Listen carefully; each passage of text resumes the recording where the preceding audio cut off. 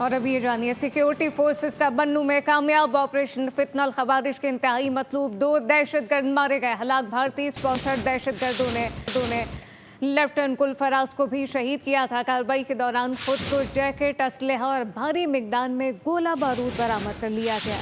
अफवाज पाकिस्तान ने अपने एक और शहीद साथी का कर्ज चुका दिया। 21 फरवरी को बन्नू खुदकुश हमले में शहीद लेफ्टिनेंट कर्नल गुलफराज की शहादत का बदला ले लिया।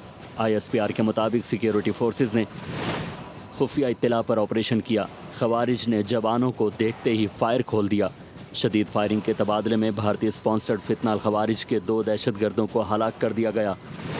मारे गए दहशतगर्दों में खारजी लीडर वहीदुल्ला उर्फ मुख्तार और एक खुदकुश बमबार शामिल है। वहीदुल्ला मतलूब तरीन दहशतगर्दों में शामिल और मुतादिद कार्रवाइयों में मुलव्विस था। वहीदुल्ला सिक्योरिटी एहलकारों और मासूम शहरियों की शहादत में भी मुलव्विस रहा है। इलाके में मजीद खारजी अनासिर के खात्मे के लिए सिक्योरिटी फोर्सेस ने क्लियरेंस ऑपरेशन भी किया।